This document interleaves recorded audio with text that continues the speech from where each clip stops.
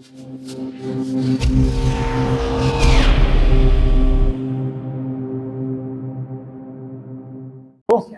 Welcome, everyone. Thanks for coming. Besides 2022. How many of you in here, this is your first conference? Wow. In general, first security conference.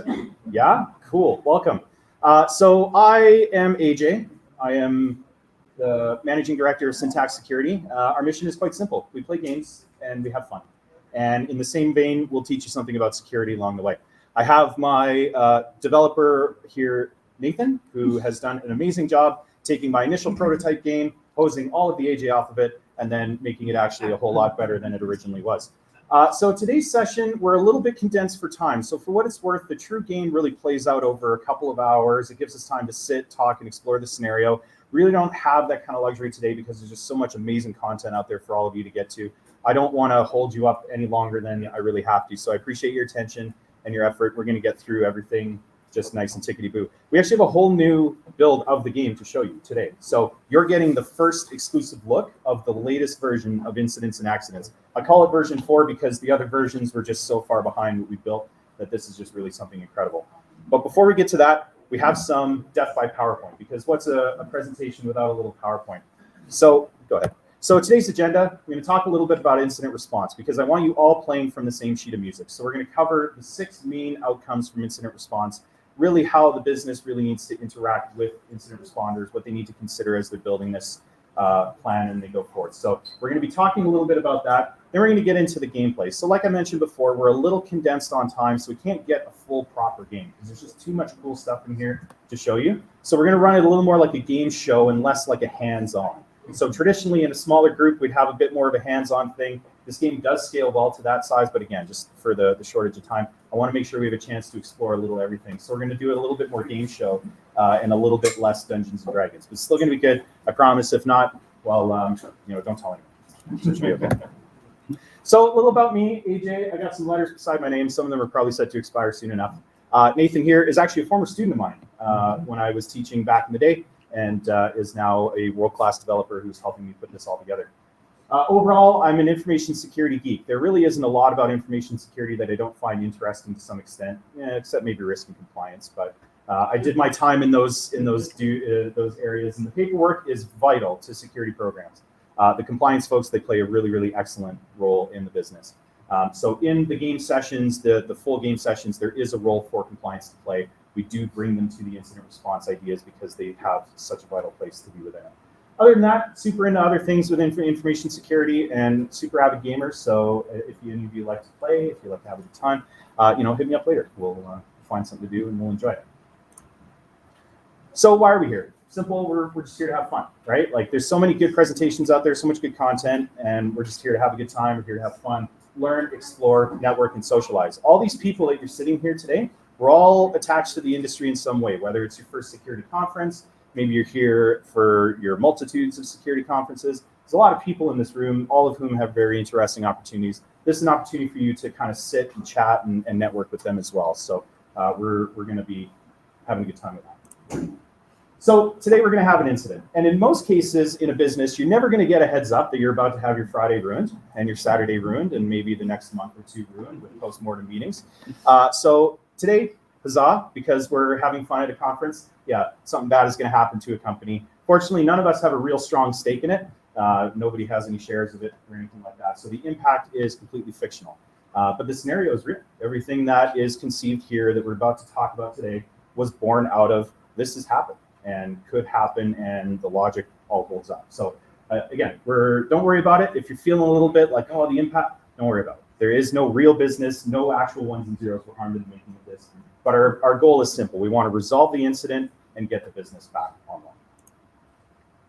So there are some session considerations. Again, just because we have a shortage of time, we've stripped out a whole ton of cool stuff.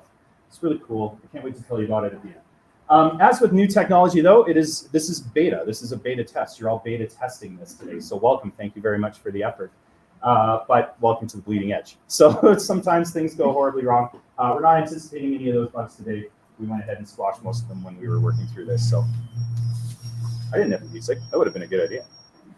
As with all of my sessions, questions are absolutely encouraged. So you're under no obligation to censor yourself when it comes to questions about this. The only bad question is the one that you didn't actually ask, right? So no matter what, somebody somewhere is going to find some use of it. Please go ahead, ask any questions that you have. We can pause, we can move on. If we have to come back to them later on, no worries, I'm around, we'll make it work. So let's talk about incident response. It is a never-ending story. Most of the time you are putting out fires. It is usually a bit harrowing and a little bit stressful. So here's some basics that you can keep in the back of your head. No matter what role you play in an incident response team, if you're even a part of it, there is something here that you'll find useful, I promise. So first, let's get some common definition going. So we have events, and we'll get to the next definition that matters. So an event is basically just information that's relevant to something within the business, something within information security. So events happen all the time. Believe it or not, some of you have probably looked at a bunch of these and maybe have forgotten. If you're brand new to this information security space, turn on logging sometime and just see how noisy it gets. And just watch that all flood and take down your hard drives and your CPUs. So do so carefully. But with events, we lack a lot of the context around what happened. So the event itself is just simply an indicator of something happened. We don't really know why or how or if it's good, bad, or evil. So for that, we have to look towards some other definition. So and when we talk about incidents, incidents really dovetail into this intent to do harm, malicious activity, an event that correlates to some kind of malice or some kind of bad actor doing something malicious within our midst. In short, if you click it, the secret ingredient is crime. That's really what it is. It's basically somebody is looking to do something malicious on our network, and the events tell the story of how that happened. So for the audience, a failed login attempt, is that an incident or an event? An event, yeah, absolutely. Next. What about a malware outbreak? Incident, yeah, you bet. What about an antivirus service that's been stopped on a host? Oh, I'll take a poll. An event, right, because we lack the context around it. Administrators will stop AV services to install software all the time. Monitoring tools and malware actually share a lot of the similar taxonomy. If a monitoring tool is grabbing your CPUs, services, OS information, logged on users, all that really cool stuff, and sending it to a command and control server, or rather their central server, replace command and control with their central server, you know, when you think about it, malware acts differently, right? Or it acts similarly, so it really doesn't. What about a DDoS? Yeah, that's it, right? There's no legitimate use for that. Although, funny story, I remember when Michael Jackson passed, apparently a lot of the news websites were experiencing a massive flood of traffic that started to look like DDoS attacks, just purely based off of how breaking that news was. So I guess it's important to really analyze the traffic, the headers, the information that's coming into your network so that you can define whether or not you're truly under attack or just getting some kind of hug of death. What about a large upload to an unknown location? Okay, who says incident? 1, 2, 3, there, 4, 5. Okay, and event. Yeah, it's an event because we lack the context around why that upload happened. Large uploads to Dropbox happen all the time. Attackers will also leverage those same services for what that's worth. They're free, they're available, and by and large, they're approved within the business. So a large upload to an unknown location should likely be investigated as a potential problem because you want to understand the data that went out combined with where it went to, who put it up there, and in what capacity. We got room, come on in. All right, so when we're talking about incident response, we have a few desired outcomes that we want to achieve anywhere within the business, wherever we can. So preparation is obviously the very first step. Preparation is mandatory when it comes to incident response. If you're an IR team or you're a SOC manager or you're some kind of security professional, one of the things you kind of always want to do is just sort of be prepared for the next incident. We'll cover how in just a little bit. So make sure that you are ready, prepared, and able to action any of this as it comes up. Because again, nobody's going to warn you that an incident is inbound unless maybe you're getting a red team exercise. So make sure that you're adequately prepared. From there, nope, go back. From there, you want to identify all the compromised assets. So this is called getting the scope of your compromise. You want to understand all of the potentially affected assets within your environment because you have to move to contain them away from the rest of the network. How you contain them is entirely up to you. We'll cover that in just a minute. But realistically, what you do is you find all of the problem areas of the incident. You go ahead and isolate them, You then eradicate the threats that you found in the process of doing your investigation, and you recover the assets to bring the business back online. And then you spend a whole pile of time in meetings with C-level executives trying to discuss how to prevent this further. Hopefully some of that advice gets taken into consideration. But at the very least, you learn something along the way, hopefully to avoid this in the future. So when we talk preparation, you'll never rise to the occasion. Anybody who says they will, they certainly won't. Reason being is you'll only fall to your lowest level of preparation. So if all of your tools are missing, if you haven't worked on some of this stuff in a while, if you are new to it and you haven't practiced, whatever that preparation looks like, it's important to keep that going as best you can, because when an incident hits, time is really critical, and the more that you can do to move this along in a way that doesn't really impact the business too much, the better it is for you. So all of that preparation shows up. So make sure that your tools are sanitized. That goes right hand in hand with your forensics media. If you're fortunate enough to have in-house forensics, they should already be handling this, but it's not a guarantee, so it is something to just kind of follow up with whoever's in charge of that. If it happens to be you, make sure that you're doing some of that, because that becomes really important as part of your evidence gathering capabilities. And then, of course, make sure you have a clean shirt and maybe you've gotten a little bit of sleep.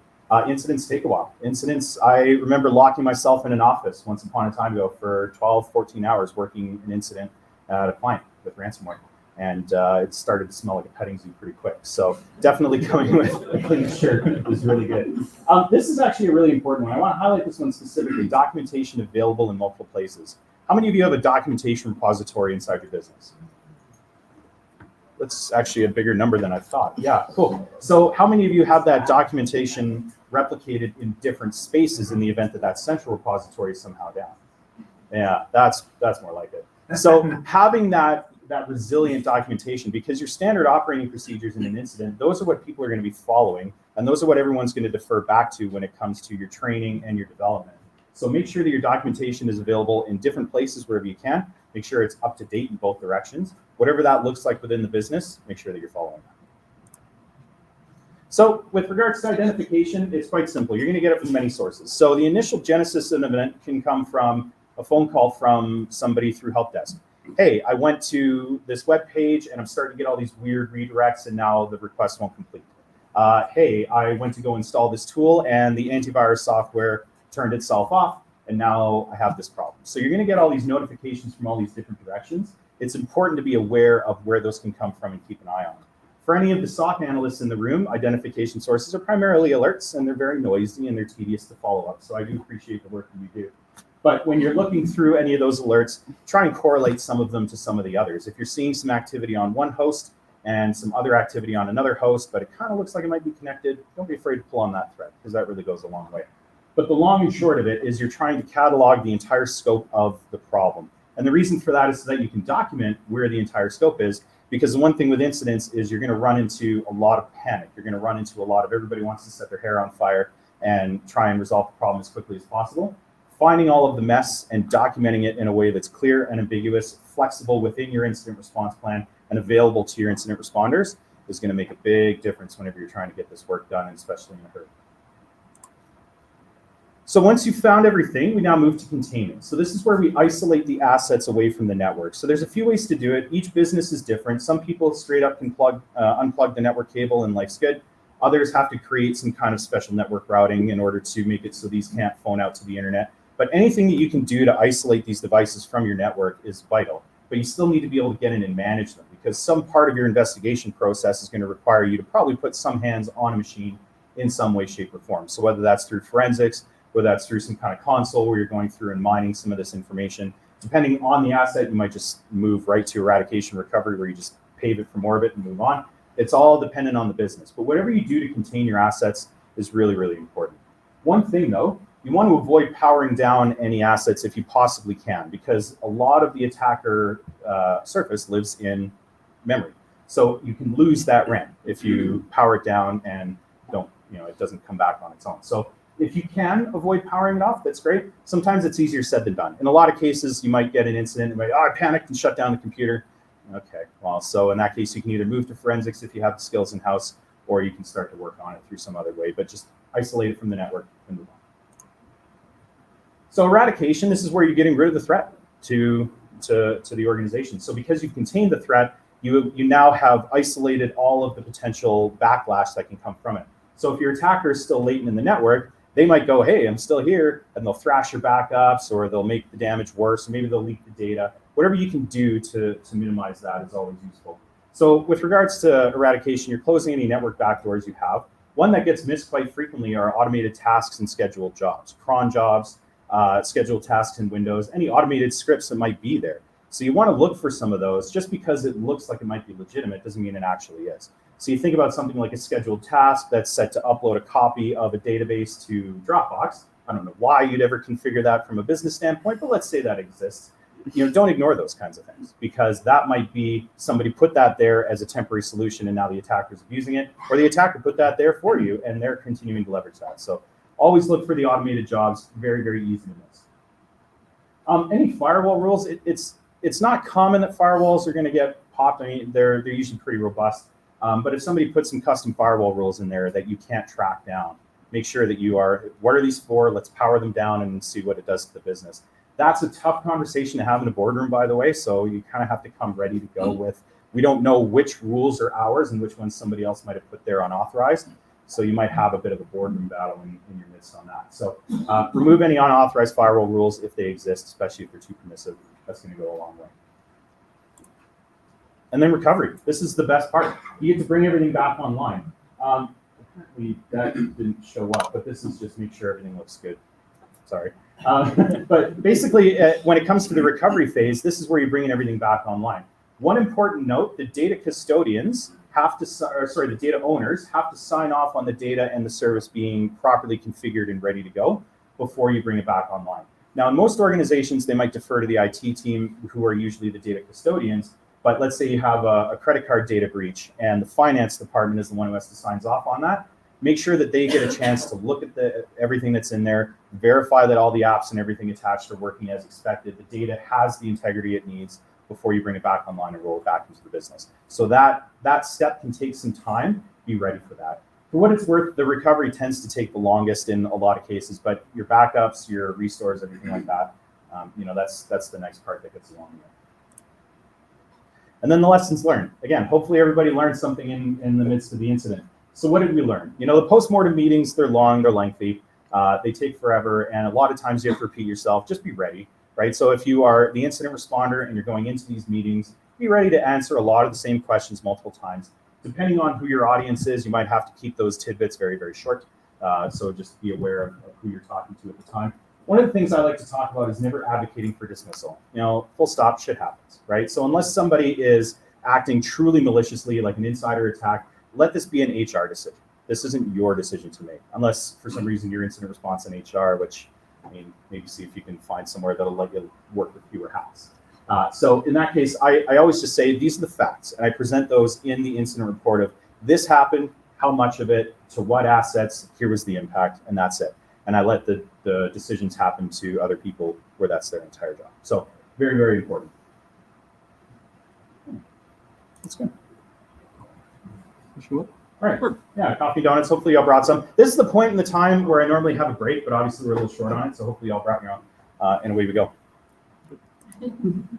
Any questions about incident response before we carry on? Yes. Normally after a containment, would you not assess if you need to care about chain of evidence, chain of custody? Yeah, absolutely. So that really depends on the severity of the impact.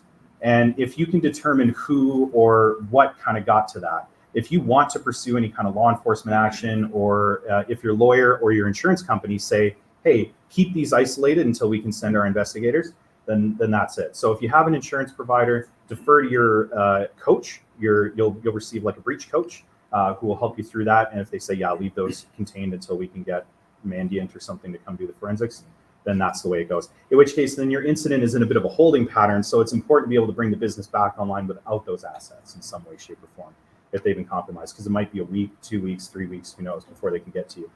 Some places will have a really quick turnaround where they have a forensic responder ready with a suitcase all the time, but that's big money. So be ready to pay for that. Yes? On a related note, how many of your customers, your IR customers, have brought in a breach code for counsel who runs the IR? Who runs the IR? None that I've had. They all have internal incident management. But if the breach is severe enough that they're going to be making a claim, they refer back to what the insurance provider says. And typically the way that they got their policy was, here's how we handle our incident response. And they went, yeah, okay, that's fine with us. If it gets to this point, we'll assign you somebody.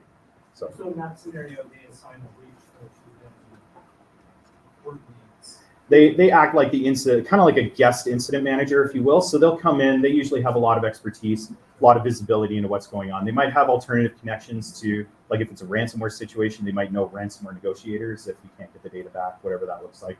Let them handle some of those, more nuanced approaches to it. And they will advise you as to, yeah, go ahead and isolate these and leave them that way. They'll call the shots. But that would have been figured out between likely your senior management and the insurance company long before you get to this point. Would you see that 50% of the time, 80% of the time? As far as the number goes, I haven't seen it at all. I just know that most of my clients, they have their own incident handling that the insurance company was satisfied with, again, up to a certain point. So if the impact is really severe, then it's like, no, hey, we're going to take over in that case, because now it's their money on the line too. Any other questions? Yeah. Oh. Well, I was just to say, I'd add looking for email forwarding rules in the team as well. That's a good point. Yeah, actually, that's a really good point. So business email compromise, for anybody who hasn't seen it, is basically somebody pops a set of credentials, they go into an email inbox, they create a forwarding rule, usually like finance or money or wire transfer, usually something very specific to, dollars and cents. And then any email that goes out regarding that also gets copied into the forwarding rules and sometimes into the inbox. And then from there, the attackers, they just sit and wait until an opportune time, and then they get in the way, steal the money, and then, away they go. So yeah, when you're dealing with a lot of the eradication piece, look for email rules that either your client didn't create or yourself or whoever you're working with. But just be aware that list can be enormous. So when in doubt, you can probably just turn them all down and see what happens. Somebody won't be pleased, but when you're working in an incident scenario, depending on the severity of it and the impact that happened, you might get all kinds of blessings from management to do nearly whatever you need in order to get that going. Yeah. It's really just a comment. I thought you had a really good point on a previous slide about how to ban communication, and maybe there's a point for aspiring responders here to make sure to challenge Teams accounts or phone numbers you don't recognize in an instance. Yep. Yeah, one of the things you can do when you're dealing with an incident, if you see a number you don't recognize, hey, whatever number this is, identify yourself, and then make sure the room stays quiet with anything incriminating until you figure out if that person is supposed to be there. Yeah, so out-of-band communications, that's basically what if your email's down, what if your Teams are down, right? What if the conventional methods you use, or what if your attacker's latent in those and they've compromised that email and they can see you tracing them? Yeah, you want to assume that those might be compromised in some way. So having an ability to get on a phone bridge that's separate from the day-to-day business, that is the piece that you really want to get to. So yeah, that's good. Thank you. You had a question? Yeah. At what point do you inform the stakeholders? I'm sorry? At what point do you inform the stakeholders? Oh, good question. When do you inform your stakeholders? Truthfully, it's depending on the impact, what assets have been hit. So there's some organizations where as soon as ransomware hits and it compromises this data, the clock is ticking and they have to get in there and let these people know XYZ has happened as early as they can. In other cases, they might have a regulatory requirement within like a federal government situation where they have to, or the provincial government or state government, they might have to notify people within 24 hours, 48 hours of detecting a breach, right? So the short answer is it really depends. Defer to your incident response plan if you have one, make it data centric. So this type of data, if it's compromised, we let these people know right away. So sometimes you might have to inform like a privacy commissioner right away. If personally identifiable information is believed to be affected, it's okay, we got to start priming that pump. But they might ask you to come back and be sure. So if you have anybody internal whose responsibility is that stakeholder management, that external one, hopefully they've thought of that to some extent within the business that makes sense. My personal belief is when you have enough information that you can stand confidently by the story that is told in the evidence, that's when you can start to inform the impacted stakeholders. So if I see a credit card data breach on my e-commerce platform, and I think it is, the e-commerce platform may have had a problem. If I think that's an issue, I'm not going to run out and issue a press release right away, because now I have to fight two stories in addition to an attacker in there. So you have to be pretty careful about how you inform them. Internal stakeholders, if there's a part of the business that's been turned down, that's going to impact and word's going to get out. So managing that is quite difficult. At that point, your response then becomes more along the lines of, hey, something is happening within the business. We're currently working on it. Yeah, we're aware that insert whatever tooling here is unavailable. Please try to do your work with this alternate, or as long as it isn't client impacting, call it a day kind of thing, right? That's a common way to go about it too. More of a comment, I find with the stakeholder notification that it's a good idea to have someone dedicated to doing that. Yes. That could become a full-time job. Yeah, it sure is. And some organizations of considerable size will have a full-time person, even like medium-sized organizations, they'll have a full-time person who's stakeholder outreach, public outreach, PR, comms. They've gone through some media training. Like, you want to have all of that, because breach stories can get out of control instantly. I mean, we all saw what happened with very public companies very quickly before they were, when they were coming out with it too fast. So yeah, be careful with stakeholder management, but it's very important. It's a good question. Any others? These are good topics. It's a sharp group. Now I'm worried I didn't bring that. Okay, cool. Sweet. Let's do it. We'll go back. We have one more to go back. Yeah, there we go. So we are the stakeholders, the illustrious folks of Lemon Jello Industries. We are an amusement park, food and beverage company with a whole lot of infrastructure nobody really understands or manages well, as we are familiar with. Basically, this morning, Lemon Jello Industries experienced something malicious on their external perimeter. They're not really sure what, but some services were offline for a while. And we think we got a handle on it. Everything seems to be back up and running. No more resource exhaustion. But we're still not convinced that we've kind of sealed that shut. So we're going to be digging in a little bit more on that. It's a very elegant mix of assets. We have firewalls, web servers, databases in various configurations, authentication servers, and assorted workstations. All right, I have the biggest IR team I've ever seen. Let's get to it. Some ground rules. Don't buck the simulation. Oh, good Lord. This didn't really show up very well. Okay, well, we're playing with different formatting. So don't buck the simulation. This is real, right? These things have happened. It is all something that can happen to an organization. So this is one of those like, no, trust me. This is all rooted in reality. But have fun. Have a good time. We're here to have fun, right? As we go along, feel free to ask any questions. Feel free to work together. I do just ask, if you're having little side conversations about stuff, if you could just keep it to a dull roar so that we can kind of hear everybody that's going on. But please, network, have fun, ask questions, dig in, enjoy. If you had fun, tell everybody. If you had no fun, tell nobody. Yeah, now it's game time. Cool. All right, so we tried to get the lights turned off correctly, but we didn't want everybody to feel like they were kind of a mole person. So I'll read this out to you.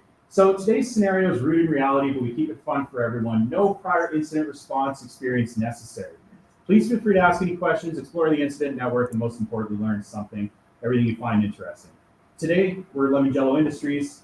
We're already covered from there. So the company website experienced a distributed denial of service attack. So website was down, they phoned help desk and everything went along.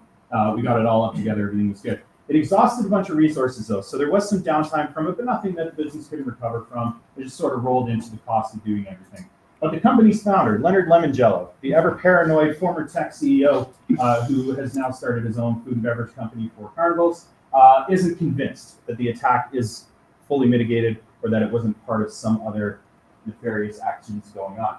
So our mission today, investigate this infrastructure, find any malfeasance, get it off the network, and away we go.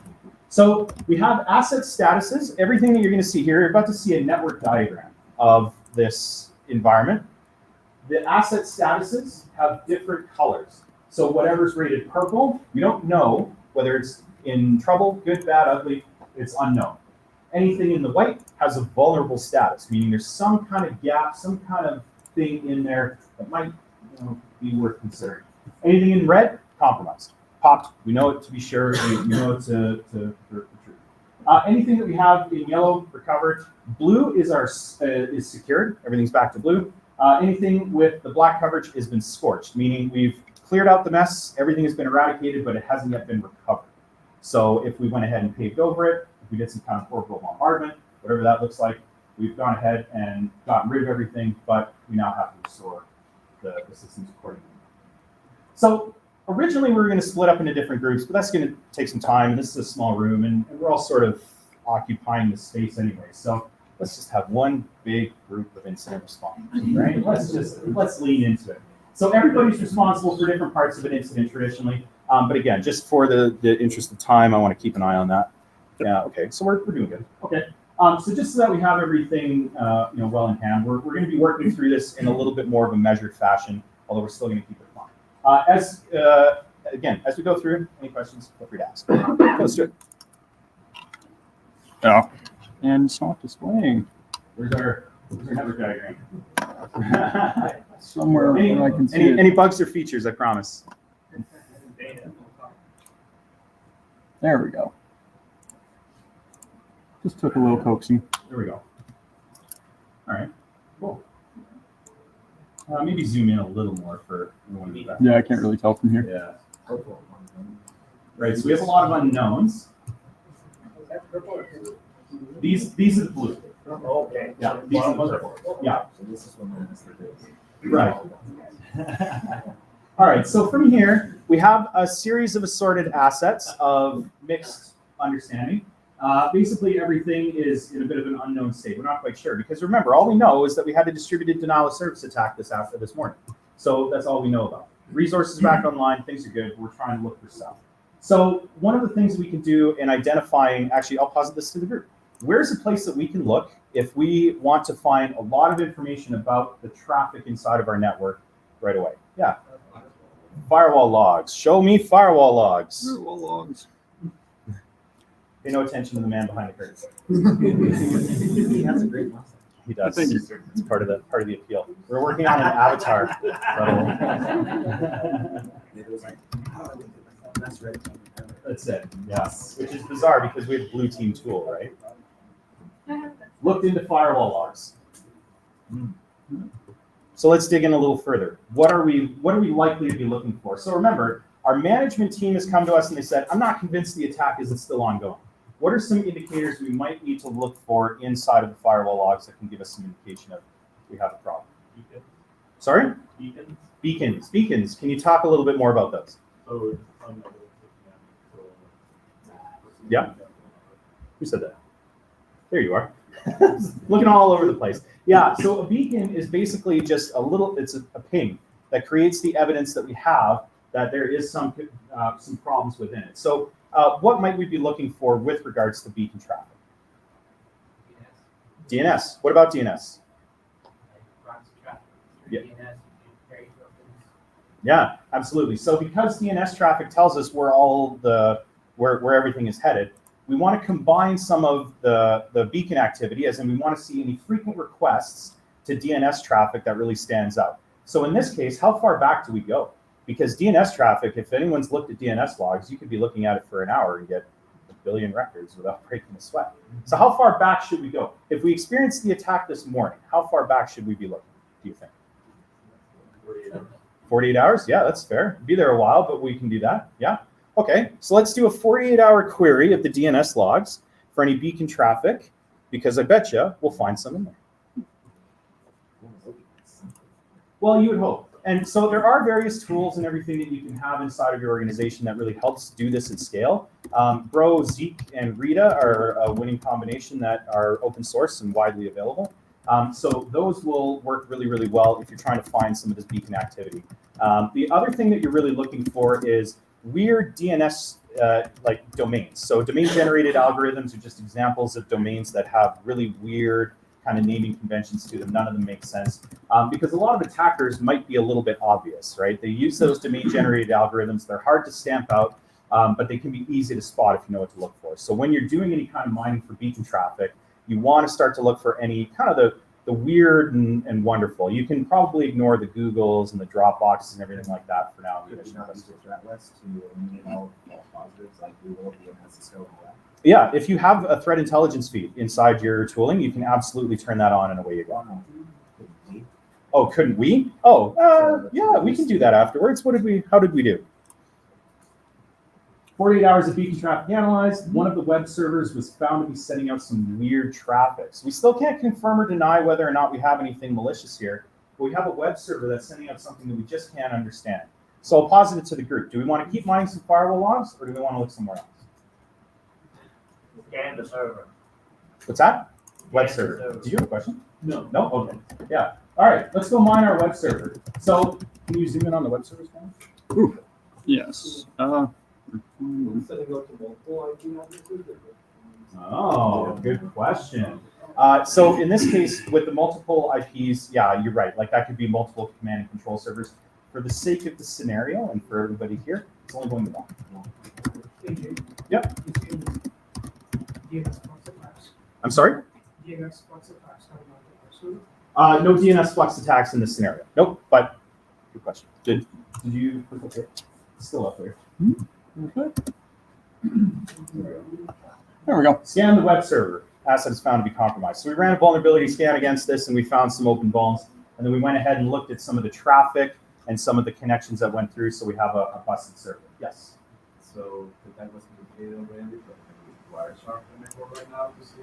You could Wireshark the network, but be warned, that's going to be a lot of PCAP data. So in an incident response scenario, that's valuable. That is valuable work, but you have to be okay with looking at a lot of data, and you have to know a little bit about what's going on. So we have a web server, and we have single IPs running through our network traffic. So now we could go ahead and put a PCAP on this specific host instead of the whole network. Because if you do it in the whole network, like it'll take no time for that to fill up, right? But now that we have a single host, yeah, we can absolutely start to do PCAPs on that. So is that what you want to do? You want to start capturing traffic? So what we're trying to do, we're trying to capture the packets that are going across the wire from start to finish, so that we can reconstruct some of the sessions of whatever might be living on the host. So if there's any kind of malware or any sort of malicious activity happening, that traffic is going to get spotted. We're going to get to see it sometimes in the clear, depending on how that might be delivered to us. So let's run a PCAP for 10 minutes on this thing and see what we can get from that. And also look into the IP address, go to like a abuse IP. Mhm. See. Yeah. Yeah. Yeah, exactly. So what Dave mentioned here, we go way back like car seats, it's off my nose. So when we talk about IPs and this information, looking at what you have available is also really valuable. So one thing you can do is you can go to any threat intelligence feeds, any open source ones, VirusTotal, Abuse IP, Alien Vault, any of those. Similarly, you can also go to Shodan and see what that host might be bringing up, and that might give you some hints about the protocols that this could be potentially using. So it is a thought process in any direction. So we've gone ahead, we've grabbed the IP address, we went to our various open source intelligence places, and we found that it doesn't really stand out as being malicious, but it doesn't serve a legitimate business purpose either. So we know that it kind of stinks out loud, but we are seeing some connections between this IP address and a popular browser extension that some developers might be using inside the environment. Keep that back there somewhere. All right, let's have a look at our PCAPs and see what happened with this here web server. How did we do?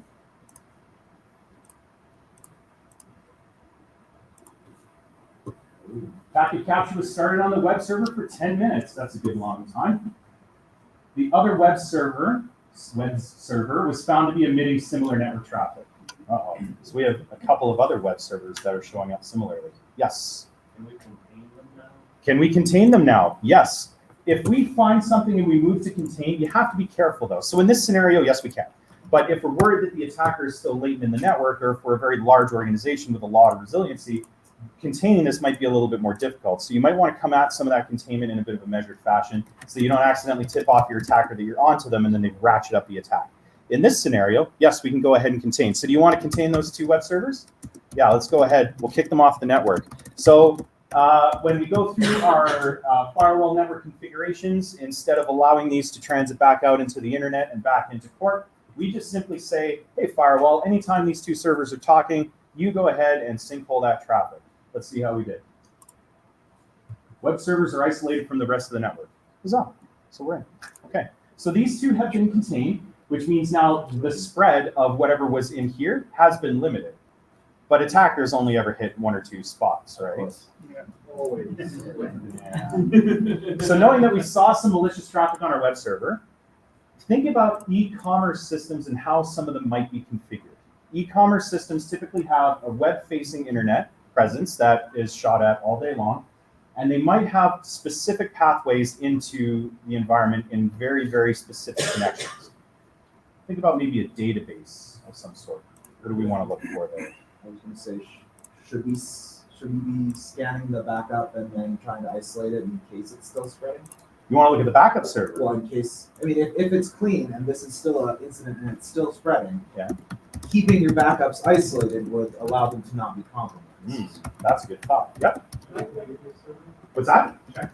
You want to check the database server? I like where you're headed. We're going to check the DB server, and then I think we're going to do that. Yep. Might the web servers themselves have logs that might say if there was a breach Or if there was some other indicator. Yeah, that's a good idea. How about we start with the logs on the web server? Because that will give us, because these are public facing, they do get all kinds of people messing with any SQL injection, everything like that. So in this case, yeah, we definitely want to consult the logs. We also have to be aware that there's probably going to be a lot of noise in that. So we got to know a little bit about what we're looking for. So let's consult the logs for the last 48 hours, and let's see if there's been any kind of malicious attempts at injections or anything where that could have happened. Survey says.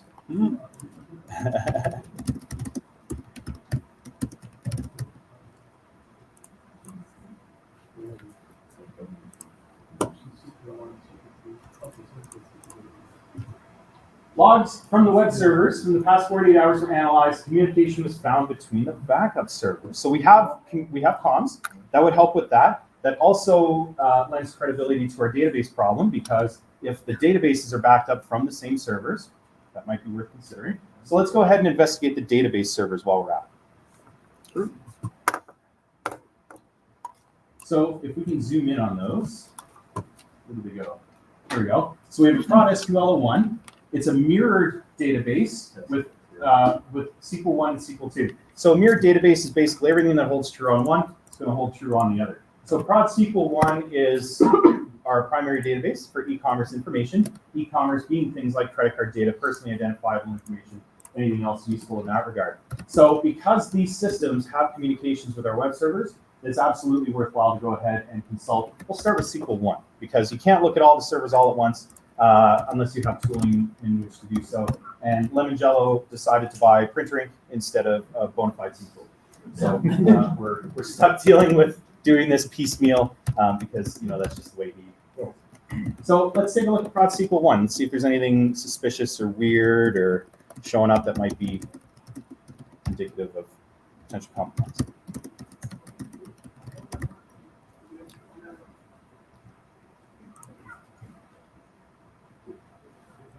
Did we find a bug? We found a bug. We might have, yes. Bear with us. Killed SQL 1. We killed SQL 1. Yeah, flag it is down. Systems are down. Yeah. Scorched down. Yeah. Oh boy. But no, 2 is Looks like 2 has been busted Which too. means 1 would be. Yeah, one in theory might be popped out. And it looks like it disappeared. Cool. Well, we're finding all kinds of good stuff there. Thank you, everybody, for that. I really appreciate it. it's vital. Yeah, logs from SQL 1 were analyzed, and the login was found from a dead account. Uh-oh. So we have an account that should have been disabled, but wasn't. Or wasn't. Account logs and data, Yeah. Where would we check that? The scene. We don't have a SIM. Yeah, we do have authentication servers. So we should have 2 domain controllers. They are paired together. Down here. Yeah, there we go. So 2 domain controllers, they are paired. So again, what happens to one will happen to the other. So in this case, because we're using an account that shouldn't be active, we now have this situation where, yeah, we could probably reason that our domain controllers are compromised to some extent. So we can go ahead and take a look. Sure. Once I find them. Takes a moment to scrub through these logs. So take some time to scrub through the logs. So in game, we have a turn counter. We have a time that keeps ticking up, right? Just to keep everybody kind of on their toes. So as that time really ticks up, that's where the expense starts to come in for the business overall. So yeah, we do keep that in the back of our heads because this investigation effort does genuinely take time. It might take you a few hours to mine through all of the log data that you have using the SIM tool and do it correctly in a way where you can point to, here are the problems, let's go ahead and isolate these as we go along. So that is an important consideration. So how do we do on our SQL mining? On the domain controllers? Or on the domain controllers? We know SQL is bad. Domain controllers both contain the dead account, and access to the account was granted by the controllers. Okay, so in this case, we have some accounts that were managed within the domain controller environment. But in this case, the DC didn't actually issue them. Where might these be a problem? Where might these accounts be a problem with regards to the web servers?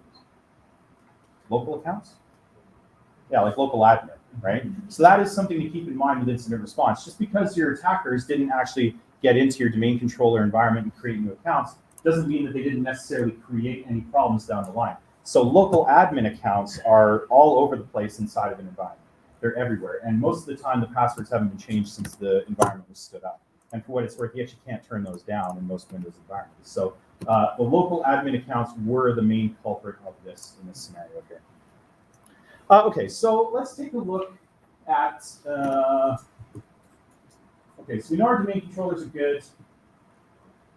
So we have some web servers that are compromised, but again, we're still looking for malicious activity.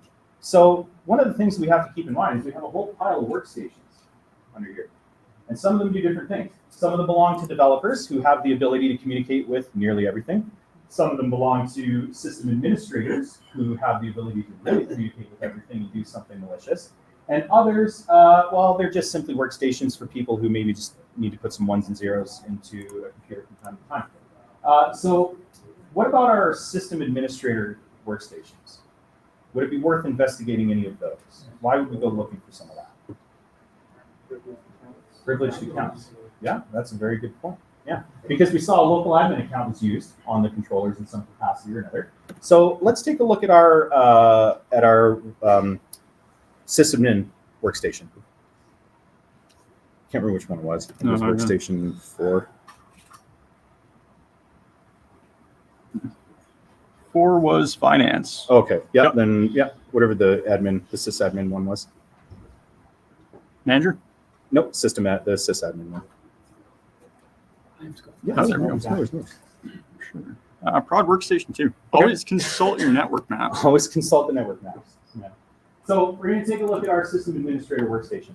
And the reason why those are important is in a lot of organizations, especially like small, medium business, the system admin is responsible for everything. They have the real keys to the organization. In some cases, if those ever get compromised or if some of the activity that an attacker can snip across the wire gives them the insight they need into your business, that definitely creates a problem. So you want to make sure that your system administrator workstations are investigated at some point, knowing full well that if they are compromised, you're going to have a serious problem because anything the admin can do, potentially your attacker could do. How do we do? Survey says.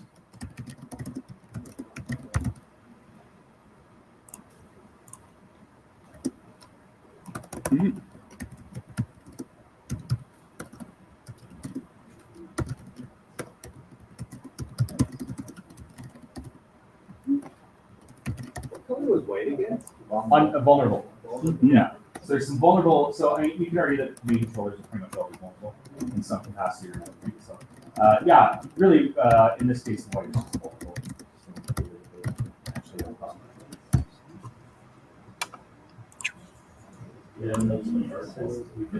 What's that? We don't. Nope. There's no EDR tools in this scenario right now. Again, because it's a startup and they didn't really have a lot of budget to spend on it, and the printer ink is kind of what consumed most of it. Dead account was so we have a local admin account from this workstation.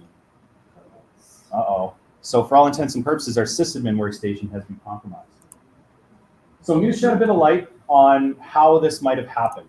There are no shortage of applications that we leverage in our day-to-day within a business. And no exception are the browser-based tools like extensions and everything else.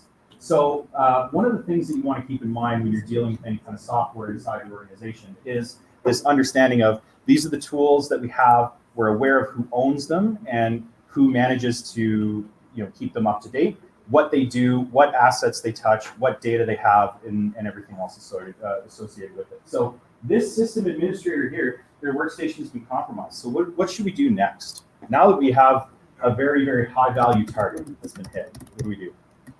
Do you use the time that the dead local account access the backup server as a way to refine the logs on the system that you computer? Yeah, so on the system and computers, we can go ahead and do a local log query in this case because that's what we have access to.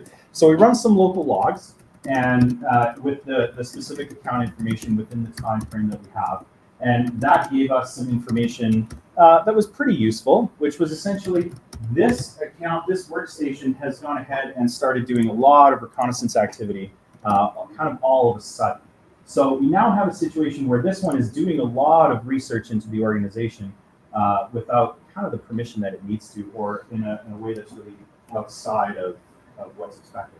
So we gone ahead, ran some logs. What did we find?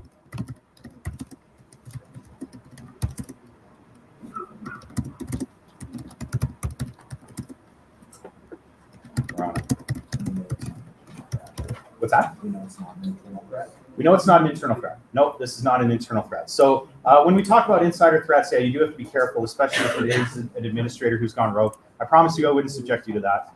So no, there is no rogue administrators in this case. So how did our log crew do? A few minutes? How would you be able to identify that it wasn't the inside threat? Well, you have to sort of look at patterns of behavior along those lines. So that's sort of where you have to get HR involved earlier and say, okay, have there been reports of this person being disgruntled? If you're doing any of this kind of investigation, have the managers reported like a drop in performance? Is there troubles that maybe aren't public to the rest of the business, but somebody in HR should know? So at that point, you start to look around the patterns of the person themselves. If you experience more incidents than you really think you should, is another way to look at it. Are you finding a lot of data leakage on a very regular basis? Same idea. So if you're starting to see a lot of really anomalous patterns in people's behavior, and by and large the infrastructure, that's a good way to determine that. Also, water board. Yeah, fair enough, right? Take them out back and away we go. So the identified access logs have established an attack timeline. Other workstations were found to be communicating within this time frame with the administrator's machine. So the plot thickens. So we have an admin workstation, and we have an IT workstation, and we have a developer workstation. So to shed a little bit more light on this, we use utilities, again, all the time in browser that do something in some capacity or another, but assume that everything the browser can touch has the ability to impact your infrastructure. That really is a big part of it. So we have some workstations that need addressing. What should we do next? And we have a compromised backup server. Our database servers still around. Our web servers, however, have been contained. Yes? We should want to isolate the actual other workstations. We would want to isolate those. But now what happens if these people are also working on the incident? Yeah, that's it. Yeah, that's sort of where you bend over and shoot yourself in the foot. In this case, we can give them fresh workstations, so our administrators do get to continue working through this. So let's go ahead and isolate these 3 workstations. We'll kick them off the network in some capacity or another. So one of the things you can do with workstation isolation is make amendments to access control lists and VLANs. Not every network should be flat, hopefully. So basically, when you have these segmentation options in your environment, you should be able to say, hey, anything from these workstation areas, instead of talking to the rest of the network, you now talk to nothing. So that's called VLAN segmentation as an option, or access control lists if you have them, if you have that handled by your firewall, where basically, hey, you can't traverse out into these various parts of the network. So how did we do on the isolation? Workstations have been removed from the network but left powered on. Why is that important? Forensics and memory. Yeah, absolutely, right? So in this case, we want to go ahead and image these down the line to figure out what truly happened. For the sake of the scenario, I'll go ahead and fill in some of these blanks here as we go along. So the developers were using a browser-based extension tool that was just fine. It worked out just fine. Until one day, somebody malicious made a better offer to the person who kept it in control, and now it was being used, in essence, as a botnet.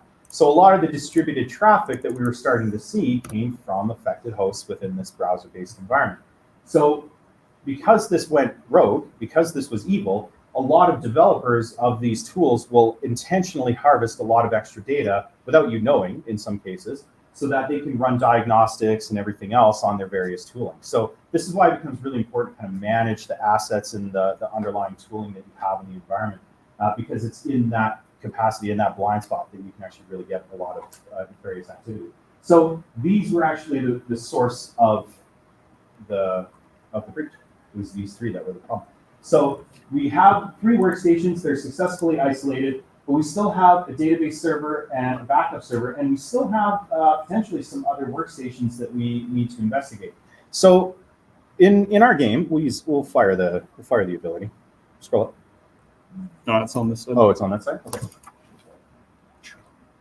So we have abilities, and the abilities do something. So in this case, our Mr. Lemongello's chief security officer knows a person who owes him a favor. And one of the things that I saw happen in a live incident, a CTO made a phone call, and then all of a sudden somebody who didn't work there simply descended into the channel and started coaching us through this, and then vanished almost as quickly as he arrived. So basically, the way that we built these up, these are non-player characters that have some purpose to an incident. Again, because we couldn't put all of these in just for the sake of everything, we went ahead and just put one in for now. So Birds of a Feather is an ability that typically our chief security officer can play. So remember when I mentioned the networking piece where everybody can hang out and know people and gather some favors?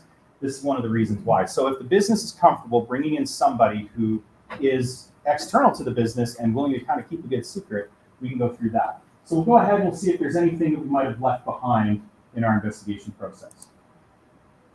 Bob finds nothing. Oops. Cool.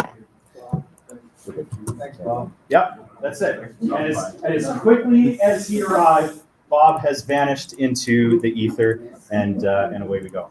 So remember, we still have some. We've contained these. We've contained our workstations. We have a database server that needs some attention, and we have a backup server. So remember, our backups are not compromised. Take me through what we might want to do with that. I have some thoughts, but I'm willing to hear from the crowd. They are compromised. Yeah, the backup server has been compromised, and as a result, backups. Yes.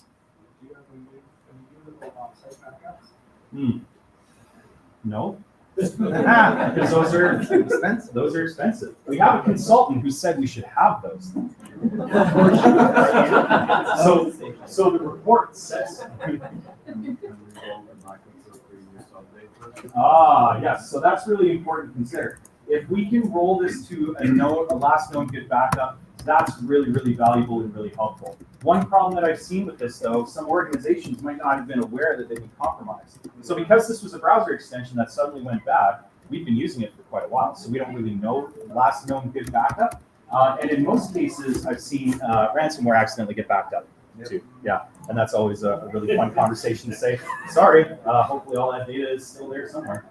So the backup server, we'll go ahead and we'll contain that from the rest of the network because it's still there. Anything malicious is still happening. And remember, the attackers were messing with us with a DDoS attack earlier this morning. So they're not necessarily as interested in our business as other businesses, but we do represent some kind of collateral damage.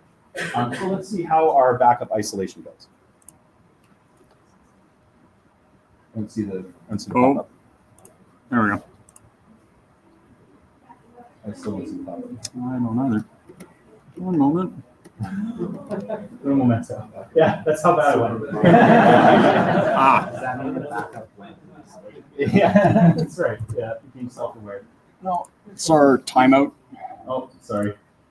Timeout issues. Come There we go. on. Oh, Birds of a Feather triggered. Wow. Okay, well, there we go. Well, just only got two. There we go. Yeah, so we didn't get a whole lot of us. Yeah. Okay, so our workstations are isolated. We have our web servers successfully isolated. We have some database servers that still need some attention. And as we took a second look at it, we actually have a couple of file servers that are showing some problems too. So this really got out there. This impact really got out there because everything the administrator was able to access and do work with genuinely was a potential target. And because the attackers were harvesting this data in a very surreptitious fashion, they now managed to go ahead and do whatever they had to do in order to prolong the attack. So we weren't necessarily the sole target of this, but we were simply collateral damage, which is a problem, right? Just because you've been hit doesn't necessarily mean you were the main target. You might actually just be used in this convention there. So let's go ahead and we'll isolate our backups, Nathan. Let's see how we do here. I believe backup server was isolated. Was it? Can you tell? Isolated false. Isolated false.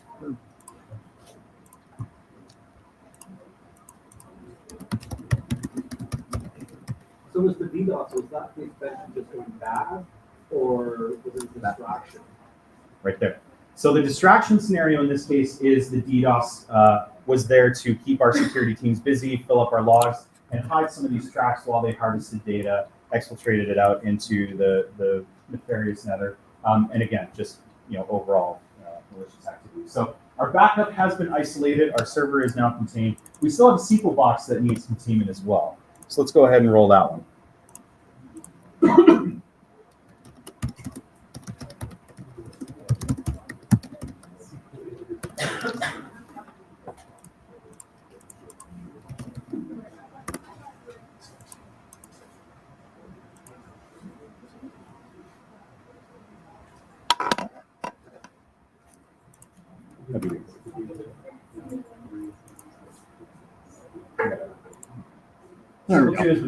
So we took SQL 2 off the network, and I think, was that all of them? I think that was all of them. Oh no, we have 2 file servers too.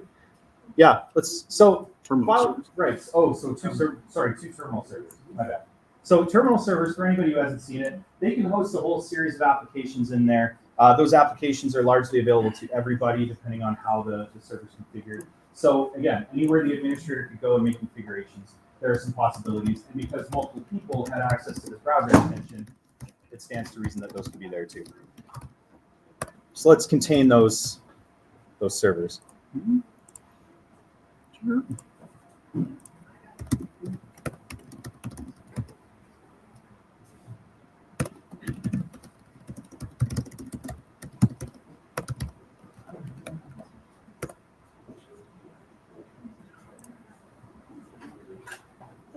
Terminal servers off the network, so we're good. And I think that's everyone.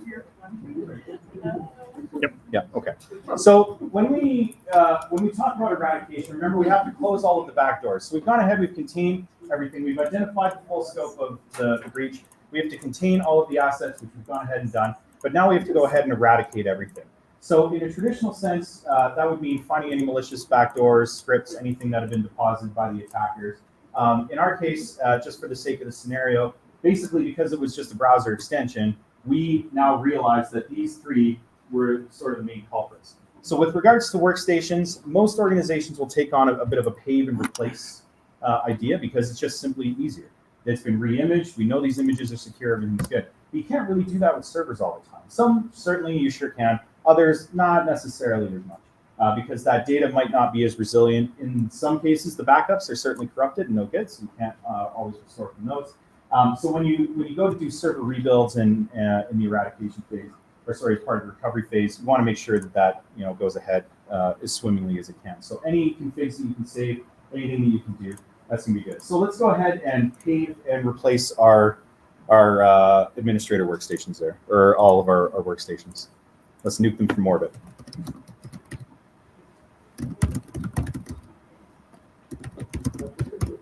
Yeah. For workstations, especially workstations that are closely organized the whole company, would you pay to replace those? That really isn't. That's a business decision, especially considering the data on it. So one of the things that you'll find in most organizations, everybody saves everything to the C drive, and nobody backs them. So if you come to them and say, "I'm going to tear this down," and they're going to say, "No, my pictures." So you might have a bit of a fight on your hands with regards to that. It is a good security practice if you can do it, but for the sake of an incident, you want to make sure that some of the more important assets are brought back as quickly as you can.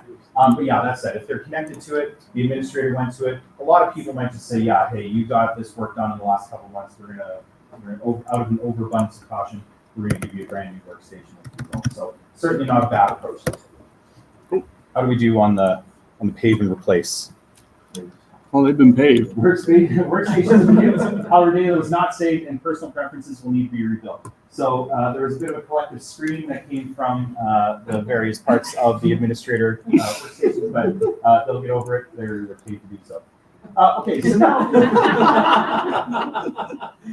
now we have our servers. We still need to eradicate some of these, but remember, we can't simply pave or replace over these, especially not our backup server. So what are some options that I have available to me to potentially get a backup server? Known clean, known good, keeping in mind that my backups aren't as good. Not on the servers, but at this point, maybe I missed it, but should we not have locked out that net account and checked that no new accounts were created? Yes, that's a good point. So in our hurry to get rid of these things, yeah, we forgot the actual genesis of the account and to remove and eradicate that to begin with. So that really, when you have those indicators, yeah, you absolutely want to go for that. But that account was actually part of the local admin configuration of that administrator workstation.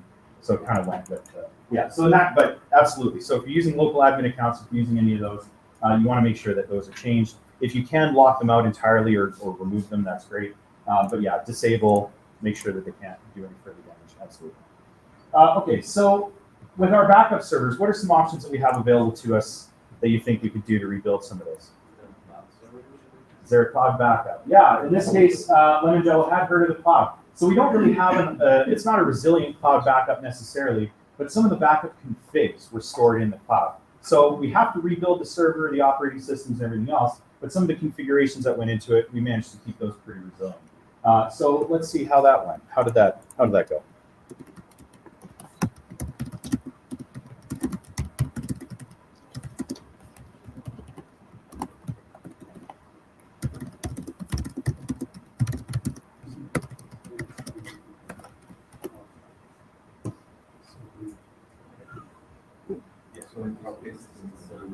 Ooh, we did find some known good backups in the server been restored. So now our backup server is in place. So remember, we have these other application servers and our terminal servers here. So we did manage to find some known good backups, but presumably hidden under somebody's desk in a hard drive that nobody really talked twice about. That happens all the time. So it's never a bad idea to start mining the rest of your organization to see if somebody accidentally took backup in some capacity or another. Or if you had a well-intentioned sysadmin who might have put a demo system in place and managed to keep some of that going. So because we had some evaluation of a cloud service and we had some of that in capacity, our backup server is now up and running. So now that we have a backup server going, what would we do with our remaining affected assets here? We still have to eradicate them. So what would we start to look for, knowing that we have these problems that are compromised here? What do we think? Protect the vulnerable ones, for sure. What would we start to look for some of that? Good question. Can you just read out which ones are? Yeah, we have 2 terminal servers, 2 web servers, and a SQL box that are still needing to be repaired and eradicated and brought back online. So we have a working backup server.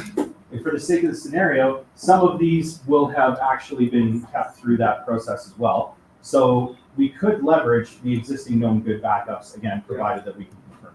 Did you patch the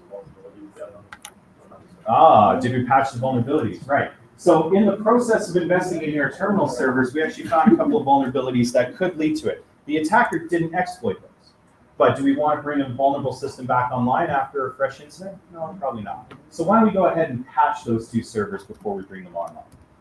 Now, when we talk about patching in an incident, one of the things you have to be careful of is any dependencies or any critical vulnerability or critical libraries that might be used in the business. So it isn't necessarily it is advised to patch wherever you can. That's certainly it. But just be aware of how that might impact the business. If a patch undoes something or reduces some kind of compatibility issue, just make the business aware of that so that when they come in Monday morning, they're not, why doesn't this work anymore? And now your IT folks are having a bad day. So how did our terminal server patching go? Patched, brought back online. Okay, so after this, we have our web servers and a database server that needs some attention as well. So database servers, because we have a lot of data in here, one of the conversations we need to have is stakeholder management. Right? So the data that was affected is potentially credit card data from customers, potentially personally identifiable information from the various customer transactions and everything else associated with it. So one of the conversations that we need to have with the various stakeholders are people like our compliance folks for payment card compliance, people like our PR who might actually have to do some outreach and say, hey, we experienced the breach, it impacted some of this data. We're still investigating and figuring out the root cause, but just so you're aware, keep an eye on all of that. So because we had that credit card data breach, we do have some concerns that we have to notify our compliance. Yeah, absolutely. So let's go ahead and eradicate SQL 2. Get that one back online. SQL 1 disappeared from orbit. It's a little bit hidden right now. Yeah, okay. It is there. Oh, it's there. Okay. Cool. Well, JavaScript tools, you get what you pay for.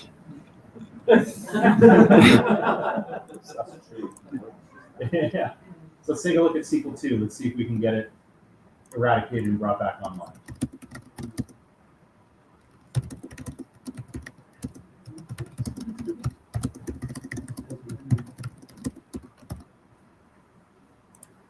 A couple of days of events for a lot. Okay, well, so keeping in mind, a couple of days of transactions, that could be millions, right? that could be millions, many millions. So this is a conversation you want to have with the business as soon as you can. Okay, we brought it back online. We lost 4 days of data. Well, that just happened to be our big sale. Well, sorry. Invest in better resilient backups and whatever we can do. So this is where that conversation of security spend and security control costs go in nicely to this impact to the business as it goes. So let's bring our web servers back online too. Sure. Because every minute that these are down, nobody's buying stuff. We want people to come back and buy stuff. We want that to work. What's black again? Disconnected from game server. Disconnected and scorched. Okay. Somehow. Totally gone. Yeah, so we've gone ahead. We have a single box we have to bring back. It's authentication. Oh, it's the authentication. Yeah, that's my bad. All right. So we have a timeout issue. Yeah. All right. So in the pursuit of bringing, our web servers, fortunately, we back those up regularly, which means we did have some last known good ones hanging around. The database itself, yeah, that's going to be a conversation with the business that we have to have. It's going to be really uncomfortable. But the web servers, yeah, we back those up every few hours. So we have last known good from a couple days ago. Web servers and drop back from known good. Cool. Okay, so officially the environment is back up and running. We're all good to go. We're good for business. Life is good. So let's see how we did. Let's end that. Let's have a look. There we go. So these graphs apparently are a little hard to see. Yeah. One of the things that we do keep track of is asset cost. So as we build out a scenario, we then take into account what assets are likely to be and how much money this is costing to keep it down. So as we see this tick up over time, apparently it's not displaying the values of it. It'll add that one to the bug report too. Yeah. Some of the other events that we bring into this, communication. So there are status updates and communications that have to happen. We purposely excluded those just for the sake of the size of the room and everything else that went with it.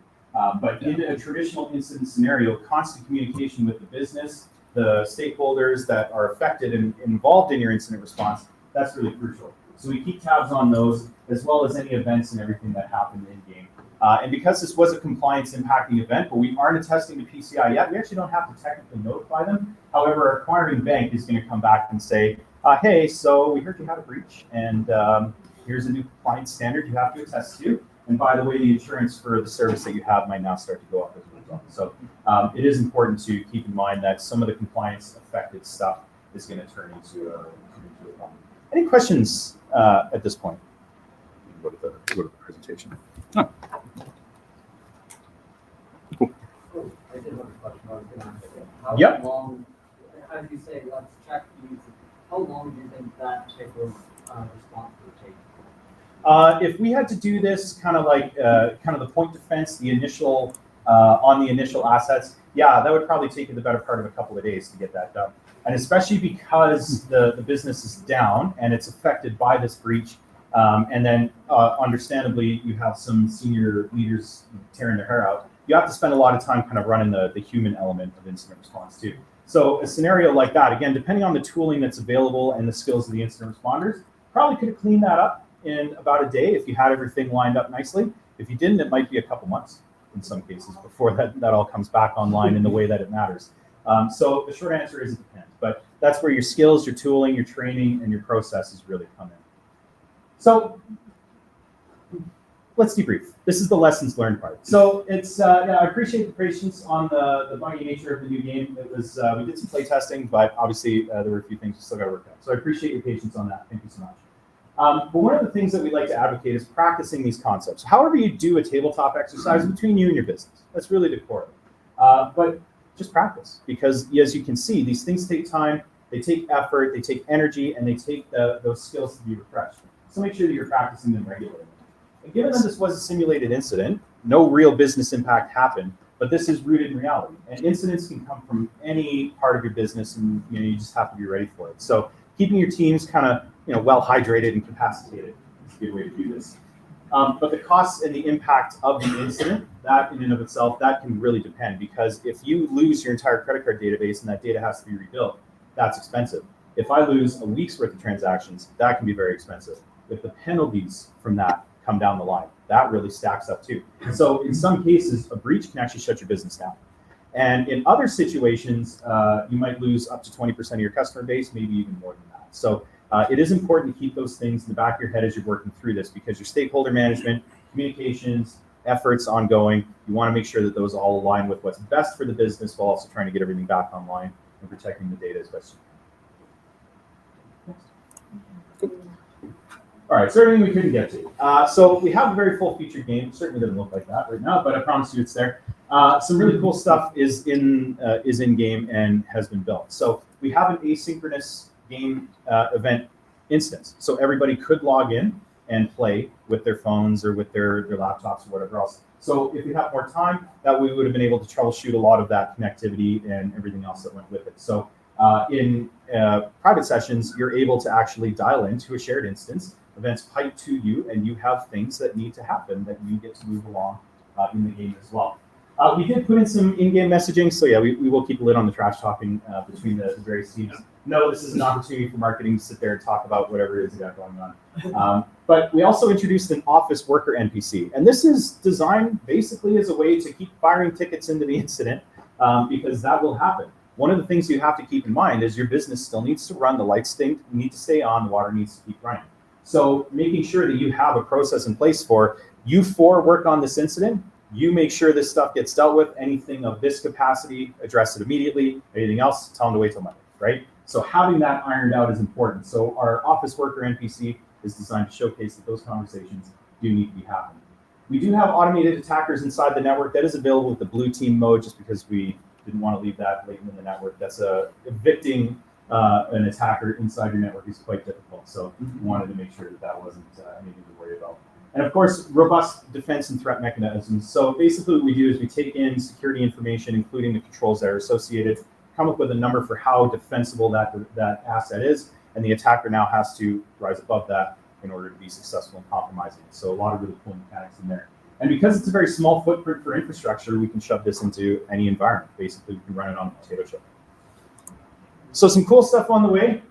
We have the minigame process. So we're going to be putting together anytime something happens in game, like a roadblock, as in helpful help desk Hank hands out domain admin credentials to whoever phones. That's going to be a mini game for your department managers, your compliance managers, your IT ops leads, and your IT folks to start working through in a very specific measured fashion before the game can progress. So we've got mini games on the way. We're actually looking to do some live log ingestion too. So now we can actually take some live log data and replay a scenario through the game. So if you had a red team test and it didn't go well, we can have a tabletop associated with it with all of the logs and see where the process might have fallen down along the way. And of course, more styling, artwork, and bug fixes along the way. But so in the interest of some shameless self-promotion, this is what we do. We play games, we have fun. There's a lot of cool stuff coming along the way. So I started this, B-Sides 2020 this was the first workshop that I'd ever done. And I was furiously coding this prototype app to try and make this game sing because I had this idea when I was teaching in payment card compliance at a local college here. So I got really good at teaching people how incident response is supposed to work, especially Fridays at 4 to 6 p.m. So yeah, I put together this app, ran it through B-Sides 2020, had a wicked good time doing it, did it again in 2021, here we are in 2022. It's now a full-fledged business. So this is a service that we do offer. We also do custom game development for your business. So if you have a training solution that you need to have gamified, we can bring that up and it works really well. Incidentally, to show off all of the cool features and everything that's been built, we're doing a Tabletop Tuesday where we're going to have a tabletop exercise virtually. We'll have it recorded. And if some of you would like to join, please feel free to reach out to me there. If you're in an organization that might be light on information security basics, as in we have no information security artifacts to speak of, no problem. the act of onboarding and the work that we put into building your game instance also coincidentally can be dumped into artifacts for your security program. So not only is your training immediately useful, but you actually get really tangible outcomes for your security program down the other end. So we're more than happy to do that. So feel free to reach out, contact us. You can reach us directly, info@syntaxsecurity.ca. We're on Facebook for professionals here. And we also have our own website, security-selfawareness.com. So feel free to reach out, have a conversation. Love to hear from you. We got more stuff coming, lots of cool stuff. So stay tuned. All right. Any questions, Q's? You've got Q's, I got A's. Can I have the last one? Oh yeah, go back. I just put that as a question. Actually, we'll leave it there. In fact, Sure. That's much better. Better. Thank you. That makes more sense. I should have done that. I should have put that last. Sounds like you're sounding there, but I was thinking it would be to gamify it. You could have almost like a social deduction aspect of Yeah. somebody that was the attacker. Yep. Yeah, that's a future feature where bring your red teamer, and your red teamer can control and stay latent in the network. Have somebody that's Yep. Yep. Yep. Yeah. So if you have somebody, even it doesn't even have to be a red teamer specifically. If you have somebody in your SOC who's starting to do a little bit of hacking on their own, have them do it. Yeah. See how you stand up on that. Yep. Absolutely. That's a feature that's coming. It's on the way. Yeah. But that's very much a plan. So that would be available to organizations who choose to play the more difficult versions. One would be a way to get your team to actively engage with it. So that's like an element, an extra little bit of social reduction fun to it. Yep. You might want to play it when you get practice. Yeah, absolutely. And we would make it so that the messaging can go back and forth. So if the attacker was really having a good time, we could trash talk in there as well. Yeah, absolutely. The plumbing's all in. We're connecting it. You mentioned before we played that kind of the last phase is the post-mortem phase. And I was just wondering, are you considering any kind of post-mortem phase in the game where, for instance, you could make suggestions and then look at how that would change your cost per act if you had, for instance, had logging to say, the SQL server shouldn't be talking to And generate an alert accordingly. Yeah, the post-mortem activities actually, they do happen after the game. So everything wraps up, hey, and then that's where we start to have the conversation of, if you had these in place, because it takes in your security program in its current state. If you don't have those tools engaged, but you want to evaluate them, we can add those in there. So you can actually see, you can play 2 rounds, one with and one without, and we can see how well equipped that is and what that would have done to the business. Absolutely. And then those conversations become very material because it cost us $100,000, but it would have saved us 10 million. That's a no-brainer. And if anyone can find logging for $100,000, let me know. So that's a good deal. Steam release when? Steam release when? I have no Steam releases planned, but I'm building out an arcade that's going to have a bunch of free in-browser games as well that teach information security in a tongue-in-cheek kind of way.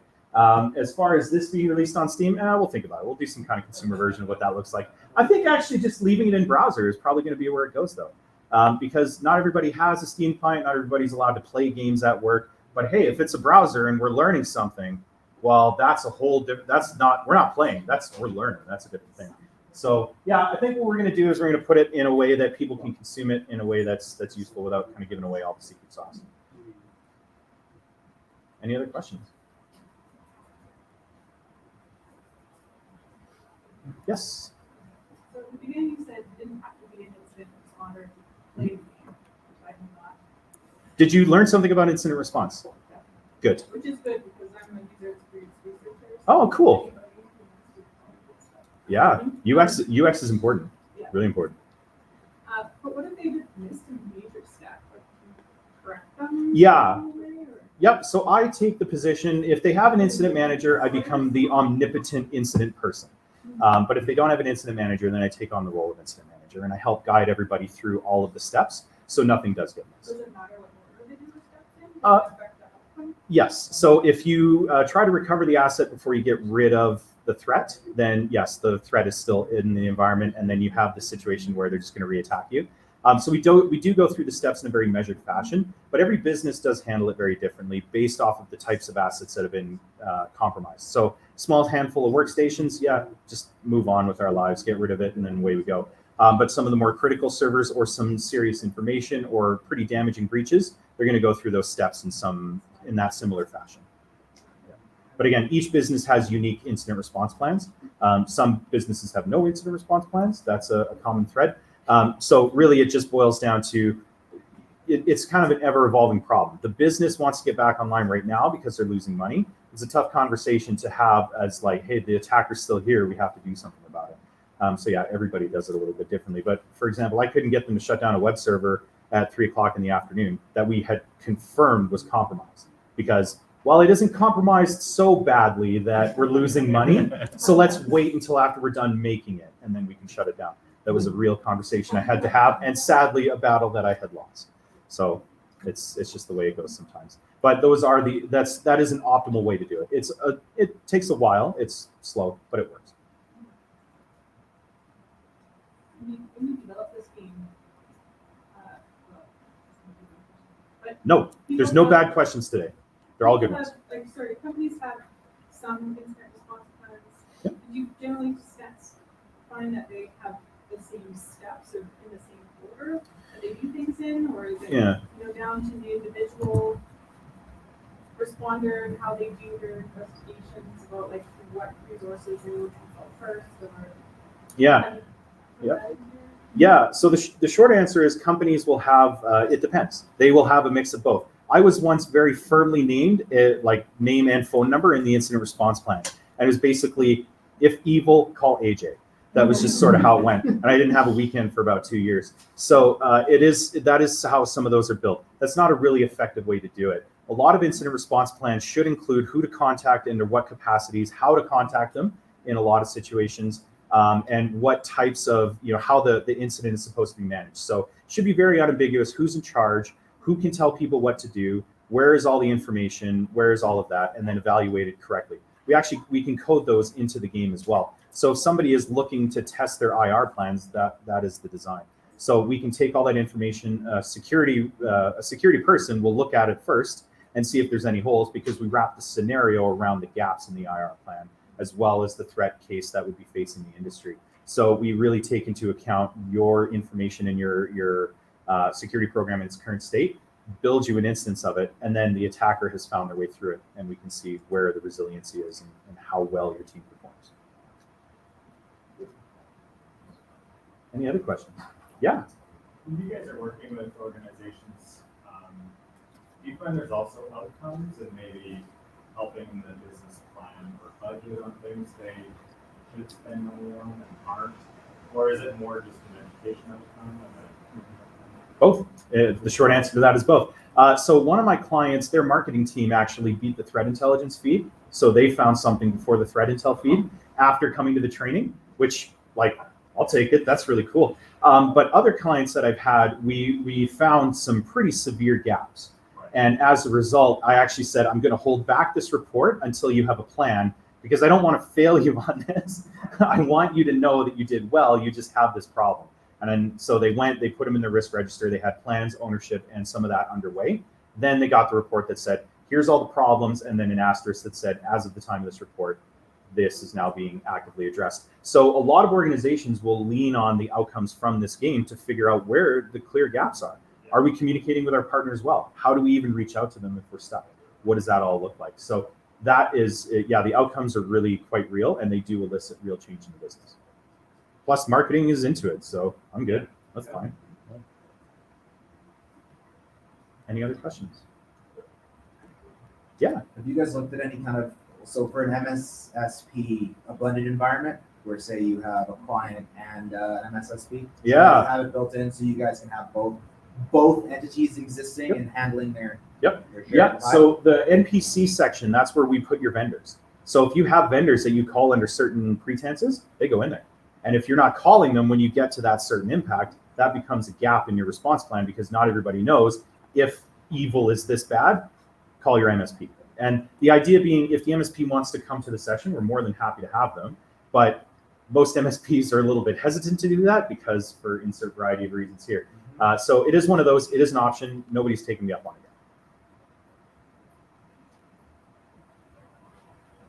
yet. Anyone else? Cool. Well, I'm still here. I'm sticking around. So if you have any others that you didn't want to ask publicly, no worries. I'm going to cut you all loose a little early just to go let you enjoy the con. Thank you so much for your time, your attention, and your willingness to be beta testers. Very, very much appreciated. We have a lot of stuff in our tracking log that we're going to go through. So wonderful to have you. Thank you so much. See you again. Enjoy the con.